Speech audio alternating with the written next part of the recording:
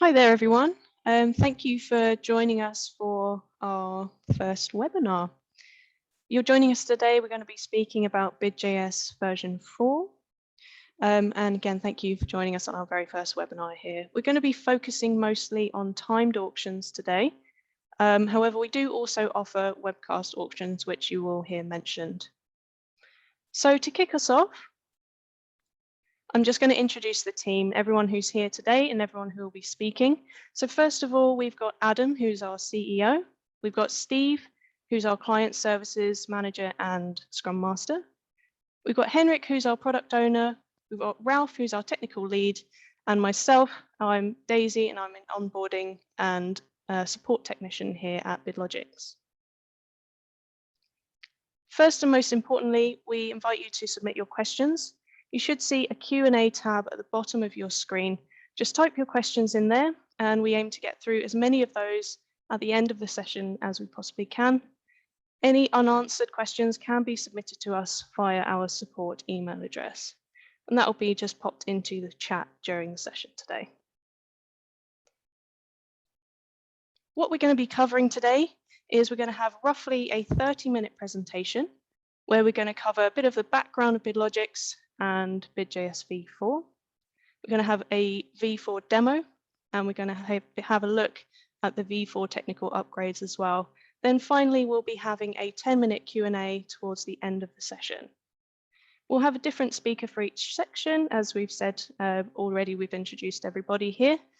And then in the very last slide, or towards the end of the slides, there'll be a slide which will show all links and email addresses that will be useful to you. And so at this point, I'm going to hand over to Adam, who will give us a bit of a background. Thank you, Daisy. Yeah, I'd just like to welcome everyone as well. It's great. We've had a fantastic response. We have a huge number of attendees, so it's great to see.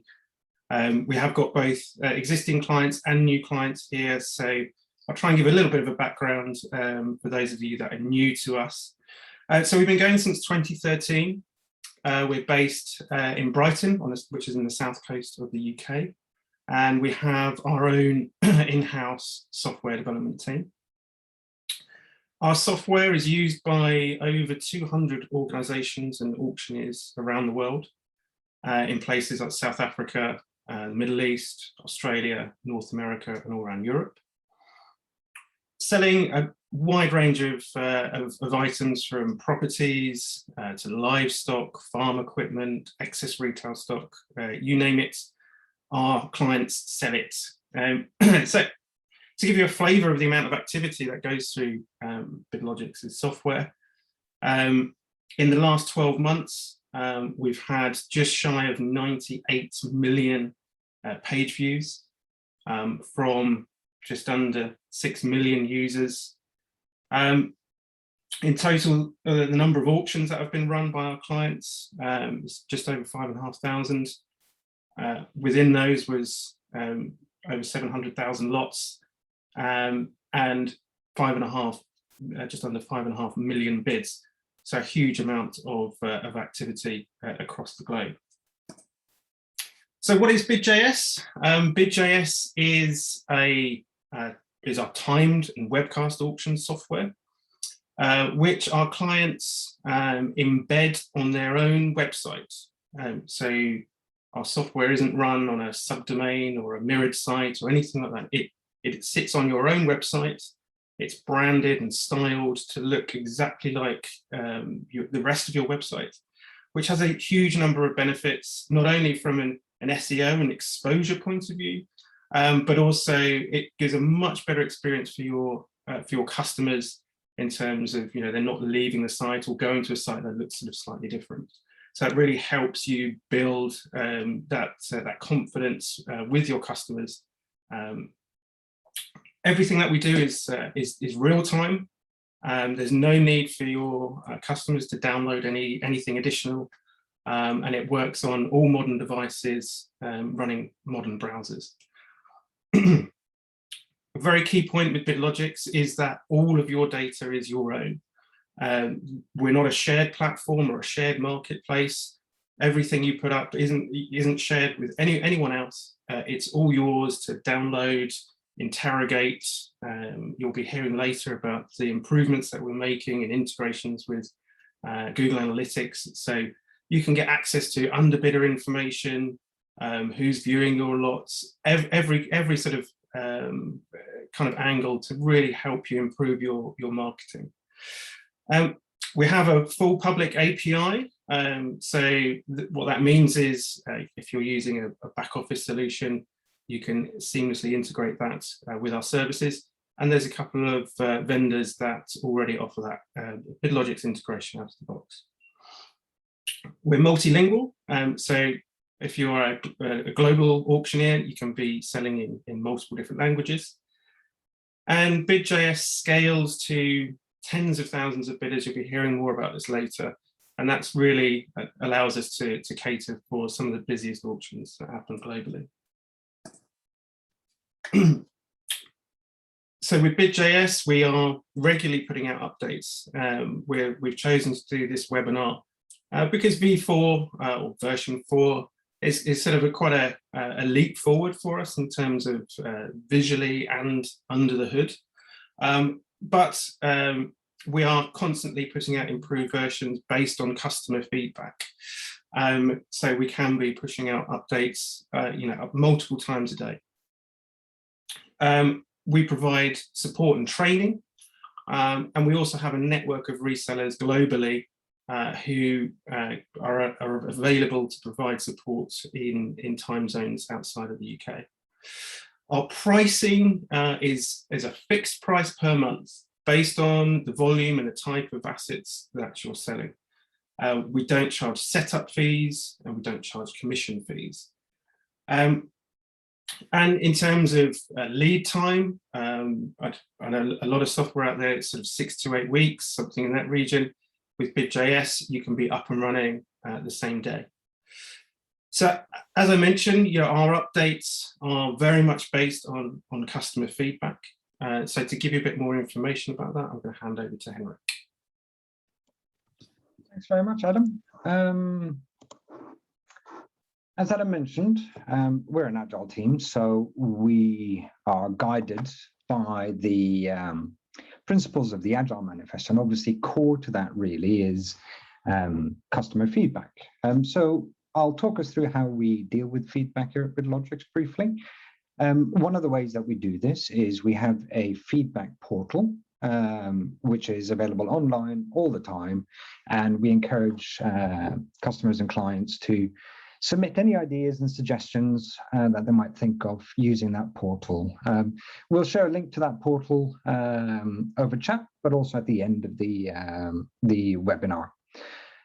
That then obviously informs how we go about the development of BidJS. This isn't the only way, by the way, to provide feedback to us. We also take feedback in a number of other ways. We have feedback that we take in over our support tickets. We also regularly speak with our clients, arrange meetings to discuss future development and ideas and suggestions that they may have provided to us. We also have a number of tools like Google Analytics, for instance, which allow us to measure usage metrics of BidJS. And in terms of that really covers our inbound, if that's the right way to describe it, feedback processes. But we also do outbound, of course. And one of the things, for instance, that we might do is send out surveys, of which you can see an example there on screen. We might also send out short videos or screenshots of things that we want to build to seek early feedback as we start building these things. All of the feedback that we do get goes into a tool that we use to organize and categorize and tag all of the feedback, which obviously allows us to organize it in such a way to try and help inform our development roadmap over time. Ultimately, that kind of translates from a product point of view into new features, as you'd expect. We are, as I mentioned, an agile team, so we approach development iteratively, meaning that we'll usually start off with a simple implementation of a feature, This is what the graphic on the right here attempts to illustrate. So the example is building towards a car, but starting off with something simple like a skateboard.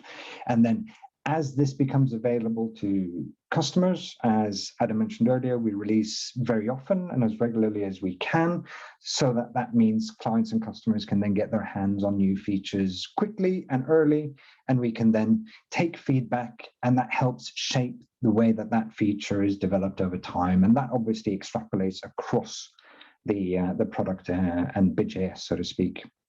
So as we've talked about, this has been core to the way that we've approached BidJS V4.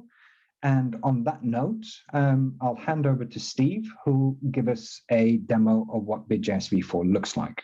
Over to you, Steve. Thank you, Henrik. Okay. Just going to hide the menu there.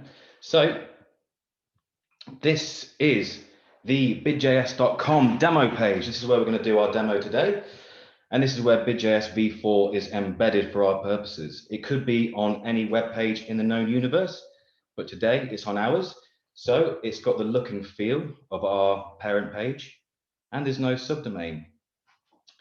We've mentioned that we do webcasts, but today we're going to be looking at our timed auctions. This is the calendar page for our auctions, the typical landing point for BidJS. And we can immediately start to see some of the features that have come back through feedback and really shaped V4 BidJS, which is the image carousel. This is something that's going to be familiar and seen throughout V4 BidJS for the front end. This is our item detail, auction detail page, and we can immediately see some nice clear notifications telling us we're not registered for this auction. We can see we've got a nice clean UX here. We've consulted with UX experts in order to drive the bidder's eyes straight to the bid button, really drive bidding activity for you, the auctioneer. Those of you that had BidJS previously in an earlier version will note that the sale information, which was taking up a large space on the left-hand side, has now gone. Again, feedback from our clients said that the real estate for the items was king here. So we've done away with that, but we've still made it very easy for the bidders to find the essential information for the auction, like your location of the auction, any buyer's premium, payment, collection, terms and conditions, and registration links for the auction. And of course, because this is BidJS, anywhere that you see the item, you can bid on it, including on the item page, which this is. And so again, we see the carousel for the images. Again, shaped by feedback, clients saying that the pictures are the key part to sell the item to the bidders. We make it easy to get there, and we make it easy for the bidders to really get into what they're buying. We've got a wide array of social media icons for bidders to share with their friends, or for you, the auctioneer, to share with your bidders, however you find it best to communicate with them. This is a small selection. We have many more that you can utilize. We've got a nice big description area for you to give a verbose bit of information about the items you're selling.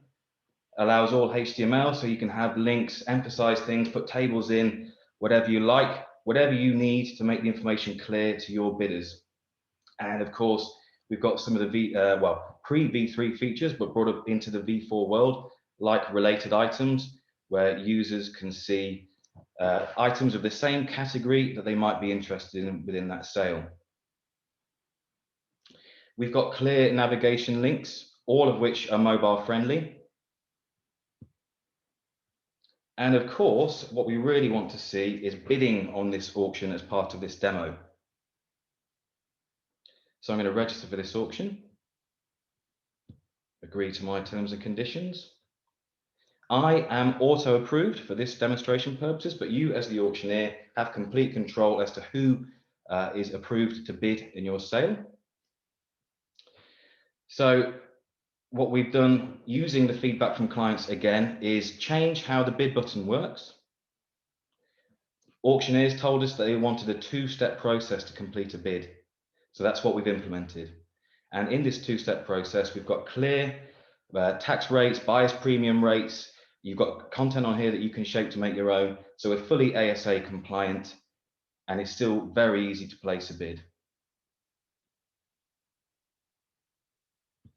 Now we're an auction platform, so of course we have all the other mod cons like placing your maximum bids,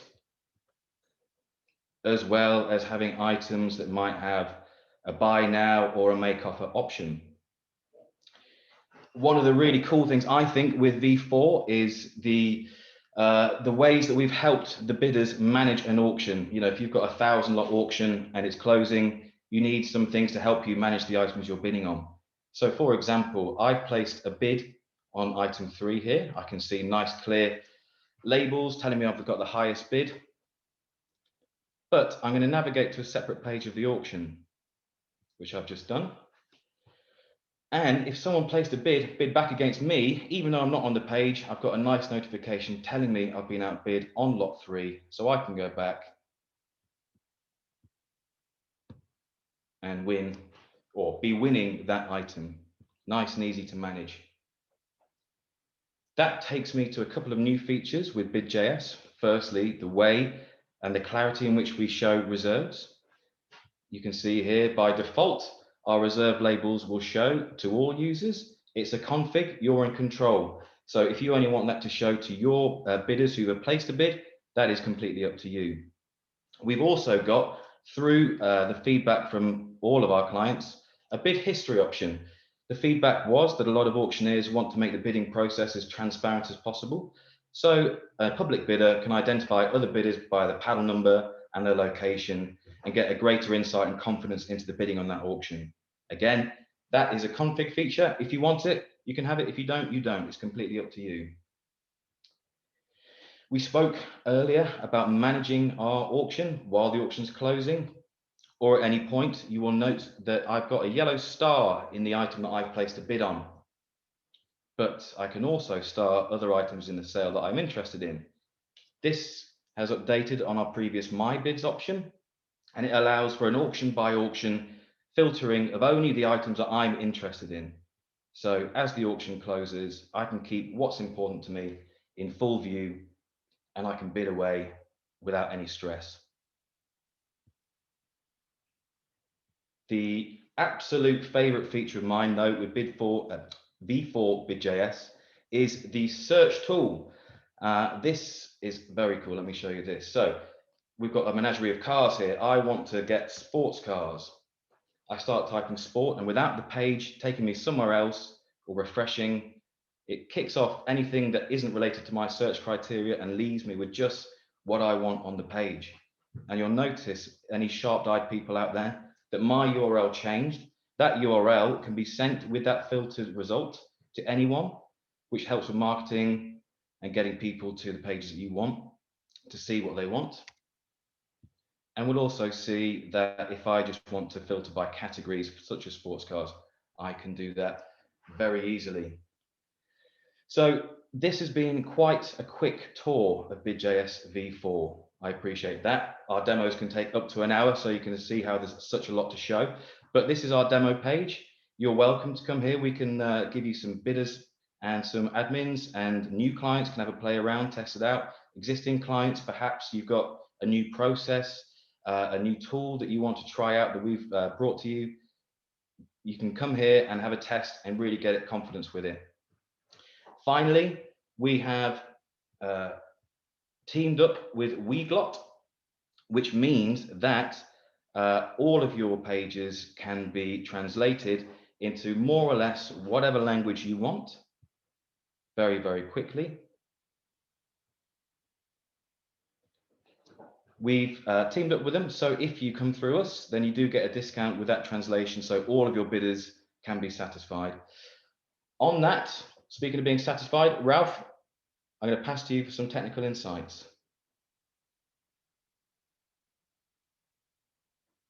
Thank you very much, Steve. Okay, I'm going to give a quick high-level overview of some of the technical benefits of BidJS version 4 and some of the things that we've been working towards. That includes, as Steve has briefly covered, the webcast pre-bidding and timed user interface rework, We get some performance, scalability, and reliability improvements.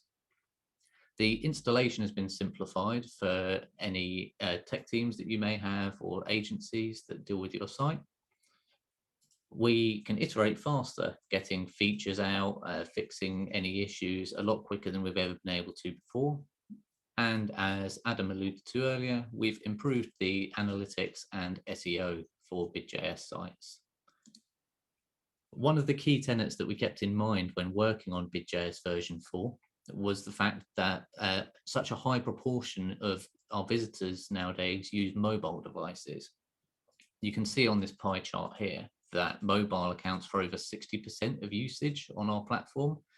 And this was something we really wanted to keep in mind with our user interfaces and make sure that these users weren't having a short straw and finding it difficult to bid. One of the examples of that I've got here. So we refer to this as our lot box. On the left-hand side, we have our lot box for version 3, and on the right-hand side, the lot box for version 4.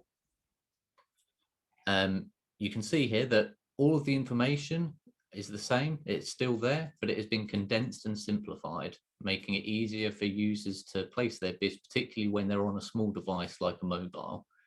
It's also just generally a lot cleaner so that the information that's important can be seen. Again, catering for mobile users and other users as well, we've made sure that high DPR imagery, so high resolution imagery, is served up to customers on devices that can support it. You may have heard of terms such as iPhone with Retina display as an example of a device that has a high resolution display. This means that we can serve up high quality images, making sure that users on those devices can see the details as well as possible.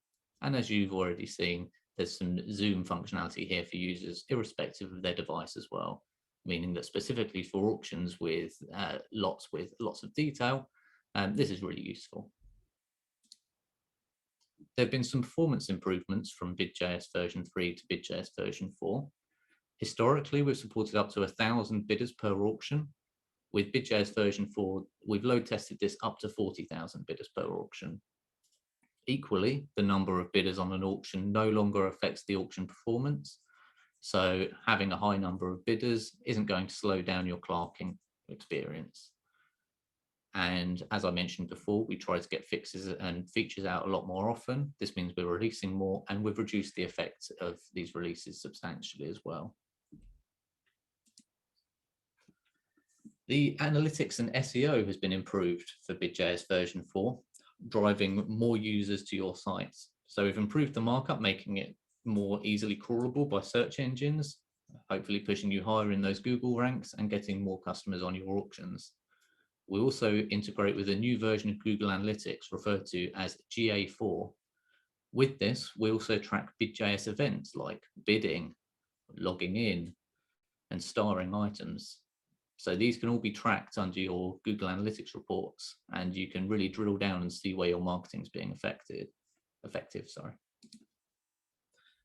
For the technical installers, the tech teams and the agencies, we've simplified the installation. On the left here, we have a small snippet of the options required for version 3, and on the right, the options for version 4. We've put some sensible defaults in so that this becomes a lot easier. And equally, the dependencies required has also been reduced. So again, on the left, version 3, and on the right, version 4. As well as making it easier to install, this also has a benefit for any users with poor network connections, such as mobile device users. This means that your pages will load faster as well, which is never a bad thing. BidJS version 4 has been out for a few weeks now, and we've already seen some really successful usage of it. We've had 49,000 lots starred, 80,000 searches, category or star filters. We've had 150,000 webcast bids placed and 500,000 time bids placed. With our new WebSocket technology that powers this, we've had 140 million messages sent, and there's lots more to come as well. That's everything that I'm going to be covering today. So I'm going to pass back over to Daisy for our Q&A. Thanks so much, Ralph, and thanks everybody for your various presentations. We have had a few questions come in. I'm just going to stop sharing my screen here so that we can have a bit of a fireside together. So a few questions that have come in. There was a few around images, and I'm going to kind of put those two together. The first question was, how easy is it to upload photos and information onto individual lots? And the second question is around whether there's any restrictions in file sizes. So I'll pass the first one to Steve, and either feel free to answer the whole question or pass on as you see fit.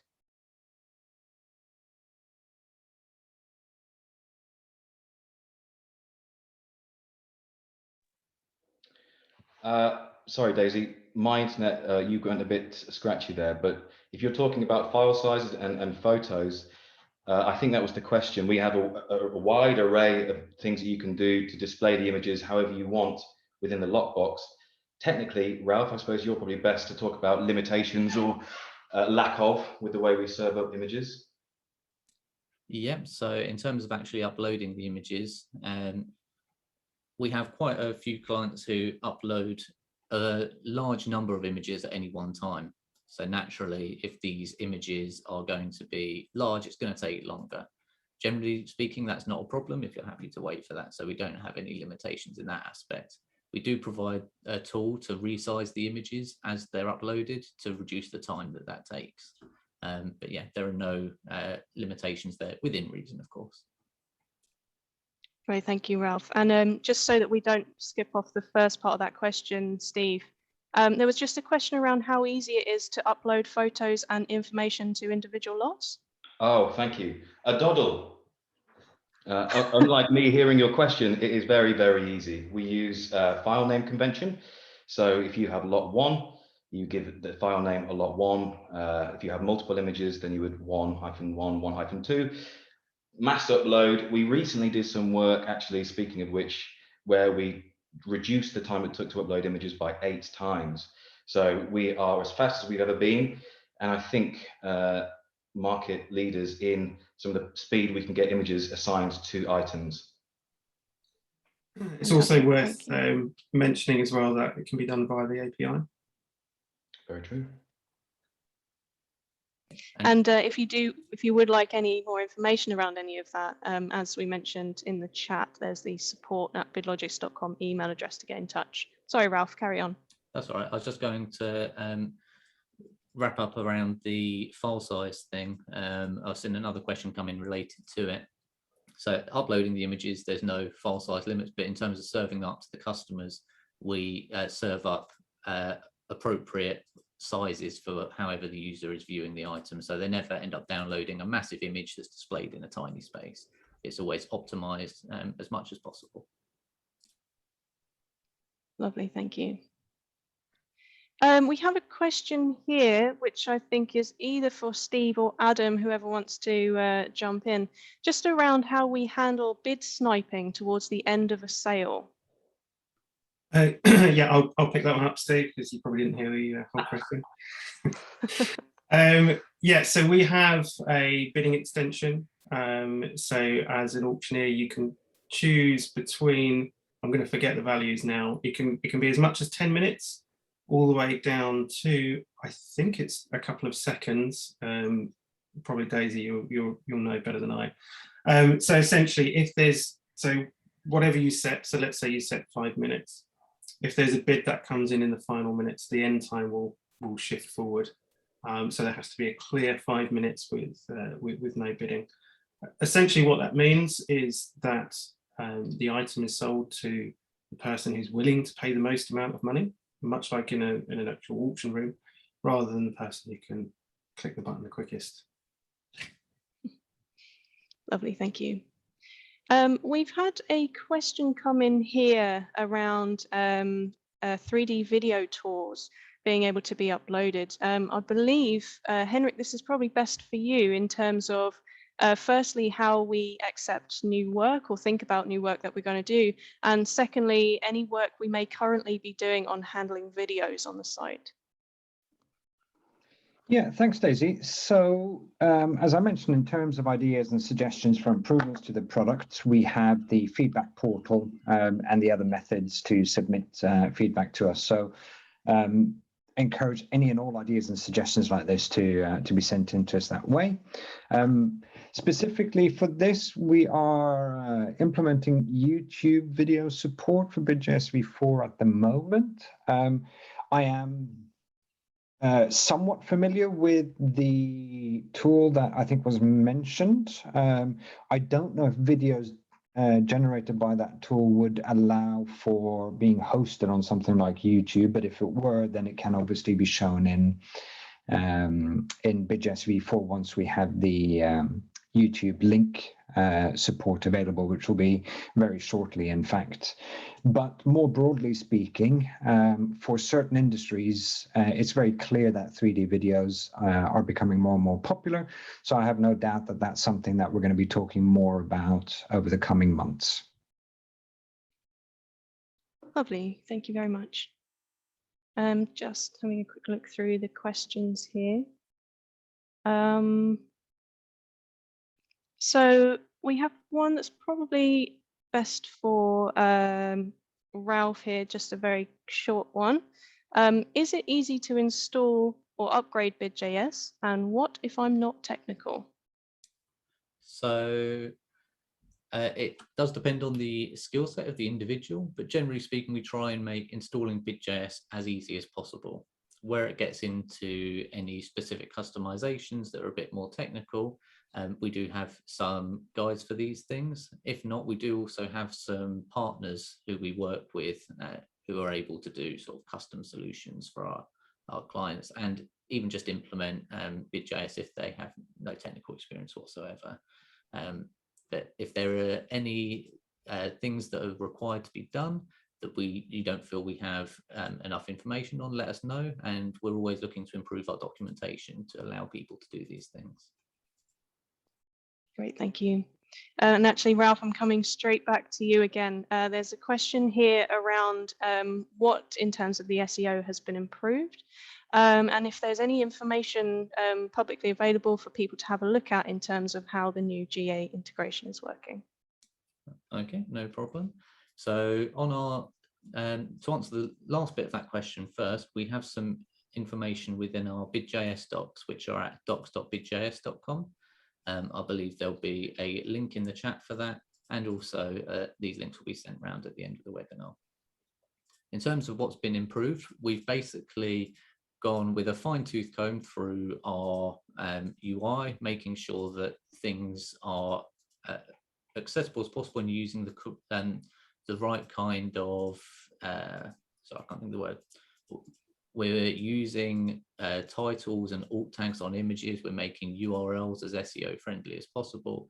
And this is something that we are always working to improve as well. There are lots of changes that we want to make going forward that will build upon this even more.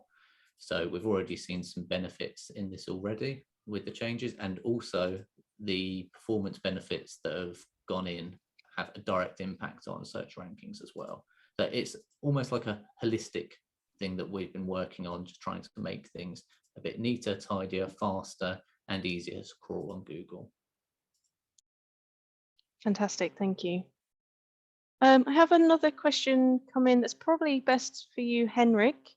Roughly how long is the upgrade cycle, and what is support like for the previous versions?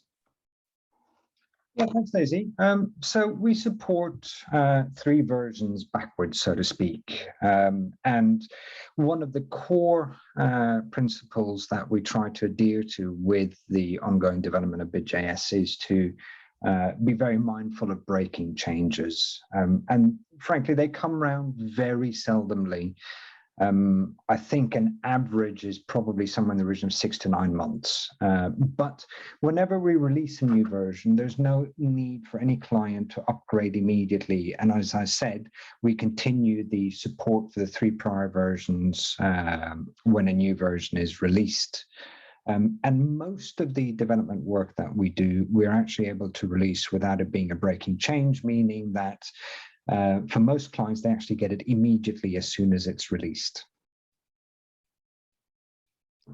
Great, thank you very much. I can see there's lots of questions coming in here. Just to note that some of them are fairly specific to individuals, which is absolutely fine. Thank you for your question, but we will reply to those directly rather than in this call today. I found Adam? one, Daisy, that's I think got buried. It's a question about importing lots with a CSV file, which yes, obviously can be done. So you can import lots en masse using a CSV file. We also have a tool in the admin which allows you to fill out an online spreadsheet to fill in your to upload your lots, or you can do them individually. And of course, you can do them via the API. Thank you, Adam. As you can see, there's so many questions coming in. It's absolutely fantastic. But actually, we are running out of time. So what I'm just going to do as a very last thing to share with you here is I'm going to put these links up onto my screen. And just a very brief reminder that anything we haven't answered, we will aim to get back to. However, if we miss anything, or if you would like an answer quicker, please do just email us on support@bidlogics.com. We have our installation and upgrade information available on docs.bidjs.com. And we have a demo website available, the exact same one that Steve beautifully demonstrated to us earlier today, which is bidjs.com/demo. Again, if you would like to get logged in and get your hands on it yourself, again, just give us an email and we can send you some login details. We have the feedback portal that Henrik introduced to us as well, and that link is in this document too. And finally, if you would like a more full demo from our team, then you can click here to book a demo with us. We'll be sending out this information in a PDF after this session, and we'll be making the recording of this session available as well if, unfortunately, any of your teammates were unable to make it today.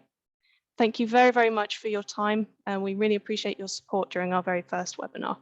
Thank you.